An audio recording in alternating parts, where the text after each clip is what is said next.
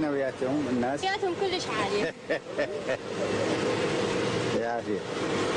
سيدي بس عندنا هذه السيارات ما توقف لنا، يعني ما يخالف بنات بس لازم يوقفون لنا. يعني الدنيا خامة هيك حرب والواحد لازم يوقف لنا، ما يخالف بنات بس لازم يحترمونا على الأقل.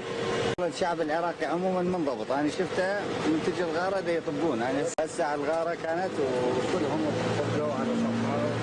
فانتوا وعوهم اللي يقولوا له على مود حياتك وعلى مود حياه العراقيين لازم تلتزم بتعليمات الدفاع. ها؟ لماذا؟ الا ابوسه. اللي يبوس. هلا هلا. يتعاونون اهل السيارات يشيلوكم ويوصلوكم؟ اي كل زين يعني كل جيد، بس رفيق لازم تعطون كل دفاع مدني السياره ما لنا. اي رفيق نوبات يعني خدمات. فينا خدمات.